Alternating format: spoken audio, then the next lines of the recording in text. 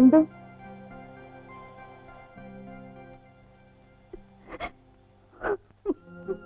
എന്തോ?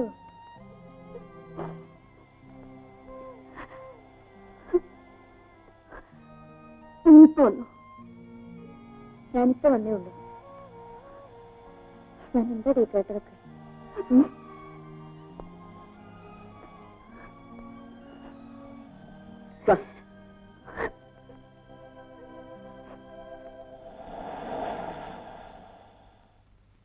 ഒരു ചെറിയ തെറ്റെങ്കിലും ചെയ്യാത്ത ഒരാണിനെ നീ എനിക്ക് കാണിച്ചു തരാമോ? ആണുങ്ങൾക്കൊന്നും വരാനില്ല. ഇത് നീർത്തിന്റെ ഭാര്യയല്ലേ? നിനക്ക് വിദ്യാഭ്യാസമില്ലേ? നീ എന്താ നിന്റെ ഭർത്താവിനെ പറ്റി ധരിച്ചിരിക്കുന്നത്? അയാൾ എന്റെ കളിപ്പാനായിട്ട് നടക്കുന്നാണോ? നീ അതിനെക്കുറിച്ചൊന്നും ശരിക്കറിയാതെയാണ് സംസാരിക്കുന്നത്. എനിക്കെല്ലാം അറിയാം. ഹെടി, നാട്ടുകാർ പറഞ്ഞു കേട്ടിട്ടുള്ള അറിവല്ല ഇത്. ഞാൻ എന്റെ കണ്ണുകൊണ്ട് കണ്ടതാണ്. എന്തുവെന്ന് നീ കണ്ടതിനെ സത്യമാണെന്നില്ലല്ലോ. എനിക്ക് അയാളെ കുറിച്ച് നേരത്തെ അറിയാം. നിനക്കറിയാമോ? അച്ഛനുൾപ്പെടെ എല്ലാവരും എതിർത്തിട്ടും ഞാൻ അയാളെ വിവാഹം കഴിച്ചത് അയാൾ നന്നായി വരുമെന്നുള്ള വിശ്വാസത്തോടെയായിരുന്നു. ഇന്നവരുടെ മുഖത്ത് നോക്കാൻ എനിക്ക് ശക്തിയില്ല. ഞാൻ അയാളുമായി ഇനി ജീവിക്കുന്ന പ്രശ്നമേ ഇല്ല രജനി. അതിന് നിനക്ക് വല്ല ഭ്രാന്തുണ്ടോ? എനിക്കൊരു കുഴപ്പവുമില്ല. നിനക്ക് കേൾക്കണോ? എന്റെ ബെഡ്റൂമിന്റെ പുറകിലുള്ള വിൻഡോ പെർമനന്റായി ഞാൻ അടച്ചിട്ടിരിക്കുകയായിരുന്നു. എന്തിനാണെന്നോ? അതിന്റെ പുറകിലുള്ള ഫ്ലാറ്റിൽ 24 മണിക്കൂറും എന്നെ നോക്കിയിരിക്കുന്ന ഒരു ചെറുപ്പക്കാരനുണ്ട്. ഇയാളില്ലാത്ത എത്രയോ രാത്രികളുണ്ടായിരുന്നു.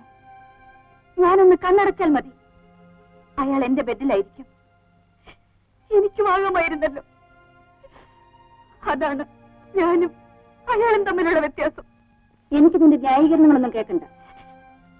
നീ പറയുന്നത് ശരിയാണെന്ന് നിനക്ക് മാത്രം തോന്നിയാൽ പോരല്ലോ. ഒന്നും ഞാൻ പറയാം. ആവശ്യമില്ലാത്ത നിന്റെ എടുത്തുചാട്ടങ്ങൾ കൊണ്ട് നിന്റെ ഭാവി തകർക്കരുത്. ഒന്നുകൂടെ ആലോചിക്കും. എനിക്കിപ്പം ഇത്ര പറയാനുള്ളൂ. ഞാൻ പോകുന്നു.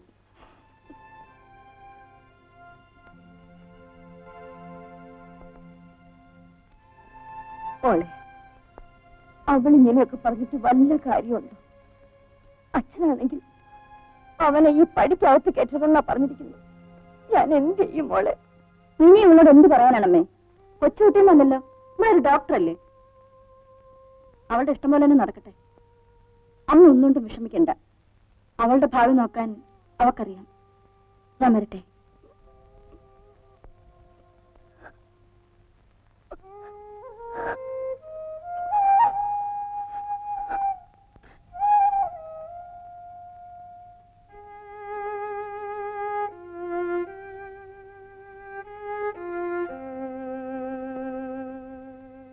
രവിയന്ത രാവിലെ സൈറ്റിലേക്ക് വരായിരുന്നു. എനിക്ക് നല്ല സുഖം തോന്നുന്നില്ല. അല്ല, ഇതൊന്നും കഴിച്ചില്ലേ? വേഗം കഴിക്കാൻ നമുക്ക് ഒരുമിച്ച് പോവാം. സലീം പൊക്കോളൂ, ഞാൻ വന്നേക്കാം. ഇങ്ങനെ ഒന്നും കഴിക്കായിരുന്നു എങ്ങനെയാണ്? കൊച്ചുകുട്ടികളെ പോലെ. വേണ്ട സലീം.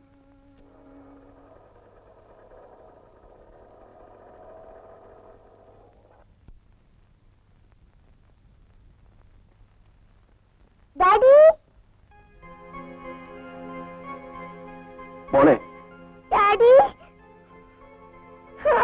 Daddy! Daddy! Daddy!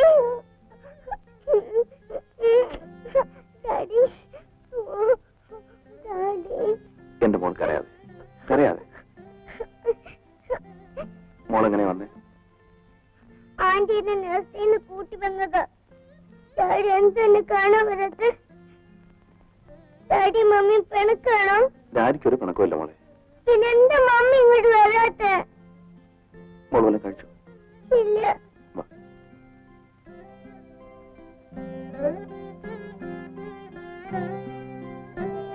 നമുക്ക് ഊണ് കഴിക്കാം.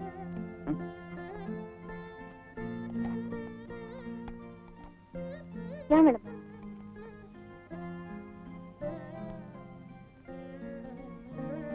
ഞാൻ വരുത്തട്ടെ. ഡാഡി കഴിച്ചാ? ഡാഡിക്ക് വേണ്ട, മോള് കഴിക്കും. ഡാഡി കഴിച്ചില്ലെങ്കിൽ ഞാനും കഴിക്കില്ല.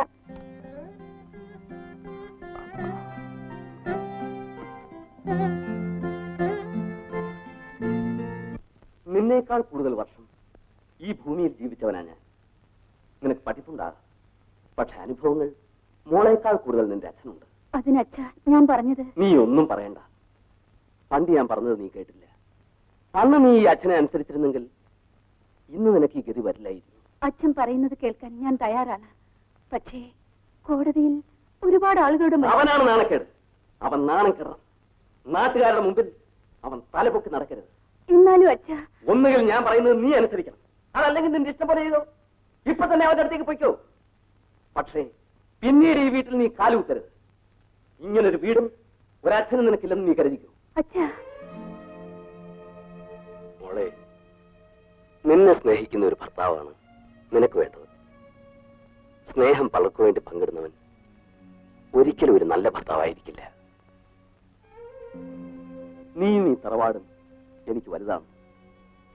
ഇതിന് രണ്ടിനും ഒരു പോറലേൽക്കുന്നത് ഈ അച്ഛൻ സഹിക്കാൻ കഴിയില്ല മോളെ. അന്ന് നിന്റെ കഴുത്തിൽ അവൻ താലി കെട്ടുമ്പോ ഞാൻ വേദനയോടെയാ നോക്കി നിന്നത്. ഇന്ന് ഇതെല്ലാം കണ്ട് നിസ്സഹായനായി നോക്കി നിൽക്കാൻ ഞാൻ തയ്യാറല്ല.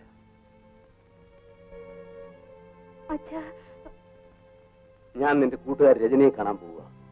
ബാക്കി കാര്യങ്ങൾ ഞാൻ നോക്കിക്കൊള്ളാം. അവന്റെ ഭാര്യ വലുതല്ലെങ്കിലും എനിക്കെന്റെ മോള് വലുതാ. ഞാനൊരു കാര്യം പറയട്ടെ, ഇനി കേസിനും വഴക്കിനും ഒന്നിനും പോകണ്ട. നീ ഒന്നും മിണ്ടാതിരിക്കുന്നുണ്ടോ? ഞാൻ ഒരു വിധത്തിൽ അവളെ പറഞ്ഞ് സമ്മതിപ്പിച്ചിരിക്കുന്നത്. അതിന് അവളൊരു തീരുമാനം പറഞ്ഞില്ലല്ലോ. അവളൊരു തീരുമാനവും പറയണ്ട. 4-5 കൊല്ലം മുമ്പ് അവളൊരു തീരുമാനം എടുത്തതിന് നമ്മൾ നിന്നുകൊടുത്തുകൊണ്ടാണ് ഇങ്ങനെയൊക്കെ സംഭവിച്ചത്. ഇനി ഞാൻ എടുക്കുന്ന തീരുമാനം അനുസരിച്ച് അവളങ്ങ് ജീവിച്ചാ മതി.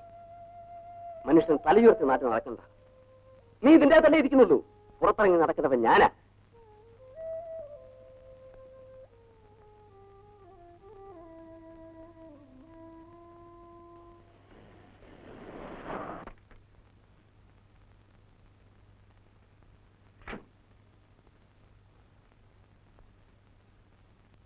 വരൂ അങ്കിൾ, ഇരിക്കൂ. അങ്കിൾ ഇവിടെ വന്നാൽ അത്യാവശ്യമായിട്ട് എന്തുവിനൊന്ന് വിളിക്കാൻ പറഞ്ഞു. ഞാനിപ്പോ വീട്ടിൽ നിന്നാ വരുന്നത്. എന്തുവിന്റെ കാര്യത്തിന് വല്ല തീരുമാനമായോ? ഒരു ഉറച്ച തീരുമാനവുമായിട്ടാ ഞാൻ ഇങ്ങോട്ട് വന്നത്. അവൾ സമ്മതിച്ചു? സമ്മതിച്ചു. ഇതെങ്ങനെ പറഞ്ഞ് അവസാനിപ്പിക്കും അങ്കിൾ? എങ്ങനെയെങ്കിലും അവസാനിപ്പിച്ചേ പറ്റൂ. എന്ന് വെച്ചാൽ ഒരു നോട്ടീസ് അയക്കണം. എന്ത് നോട്ടീസ്? Diverse notice. അങ്കിൾ എന്താണ് പറയുന്നത്? എന്റെയും എന്റെ കുടുംബത്തിന്റെയും അഭിമാനത്തിന്റെ പ്രശ്നമാണ് മോളെ ഇത്. മിനിമോളുടെ ഭാവി കൂടെ ആലോചിക്കണ്ടേ അങ്കിൾ? മിനിമോൾക്ക് എന്താ കുഴപ്പം? 10-12 വർഷം കഴിയുമ്പോ അവളെ കല്യാണം കഴിച്ചയക്കുന്ന കാര്യമാണ്. അതിന് അവന്റെ കെയർ ഓഫ് എനിക്ക് ആവശ്യമില്ല. ഇന്ന് അവന്റെ കെയർ ഓഫ് എന്റെ മോൾക്ക് അപമാനവുമാണ്. അവൾക്ക് എന്താണെങ്കിൽ ഭ്രാന്തുണ്ടോ? എന്റെ മകൾക്കല്ല ഭ്രാന്ത്. ഭ്രാന്ത് അവനാണ്. അതുകൊണ്ടാണല്ലോ പേപ്പട്ടിയെ പോലെ കണ്ട അഭിസാരികൾ തൊട്ട് ഹോട്ടലുകൾ തോറും കയറിയിറങ്ങി നടക്കുന്നത്.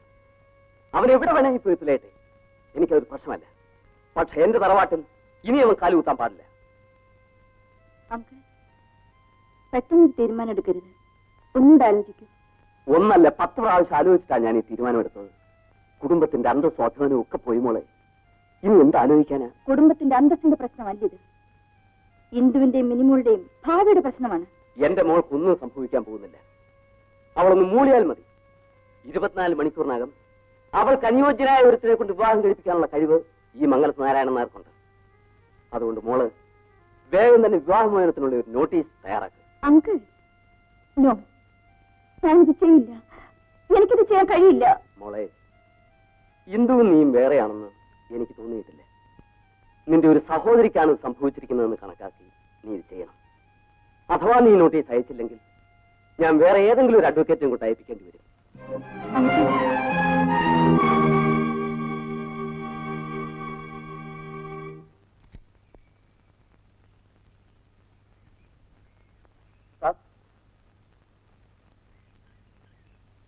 ഒരു രജിസ്റ്റേർഡ് ഉണ്ട്.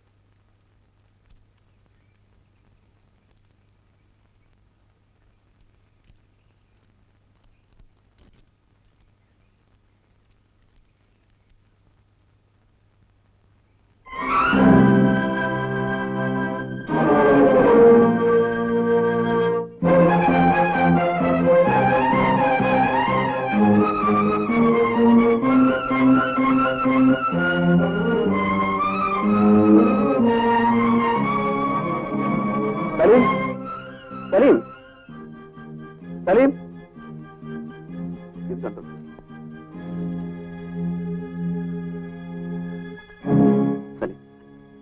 എങ്ങനെയെങ്കിലും ഇത് തടയണം. എനിക്ക് അവളില്ലാതെ ജീവിക്കാൻ കഴിയില്ല സലീം. രവി ഇങ്ങനെ വിഷമിച്ചാലോ? ഇരിക്കൂ.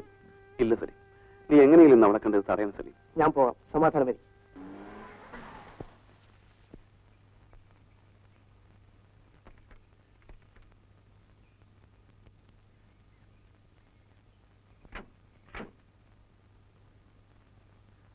ചെല്ലു സലീം, ചെല്ലു.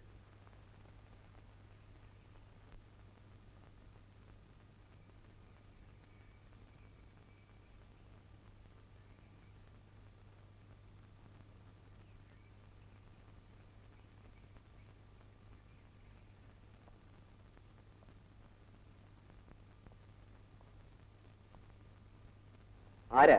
മനസ്സിലായില്ലല്ലോ. ഞാൻ രവിയുടെ നെയ്ബറാ. ഇന്ദുവിനൊന്ന് കാണാമെന്നതാ. എന്താ വിശേഷം? രവിയുടെ കാര്യത്തെക്കുറിച്ച് സംസാരിക്കാൻ വന്നതാ. രവിയെക്കുറിച്ച് സംസാരിക്കാനാണെങ്കിൽ എന്നോട് സംസാരിക്കാം. ഞാൻ ഇന്ദുവിന്റെ അച്ഛനാണ്. ഇതെന്താണ് സാർ? വക്കീൽ നോട്ടീസ് ആയിരിക്കും. ഇന്ദു എന്തൊരു അബദ്ധമാണ് ഈ കാണിക്കുന്നത്. സാറിന് ഇന്ദുവിനൊന്ന് ഉപദേശിച്ചൂടെ? എന്തിന്? താലി കെട്ടിയ ഒരു ഭാര്യയും കുഞ്ഞുമുള്ളപ്പോ തെരുവുവേശികളെ തേടിപ്പോയ ഒരുത്തനെ ഭാര്യ വേണ്ടാന്ന് പറഞ്ഞതാണോ അബദ്ധം? സാർ, സത്യമറിയാതെ സാർ സംസാരിക്കുന്നത്. നിങ്ങൾ രവിയുടെ റെക്കമെൻഡേഷനുമായിട്ട് വന്നതാണോ? എന്നാൽ അവനോട് പോയി പറഞ്ഞേക്ക്, മംഗലത്ത് നാരായണൻ നായരുടെ പടിക്കകത്ത് ഇനി അവന് കാലുകുത്താൻ പറ്റില്ലെന്ന്. നിങ്ങൾ പോവാ.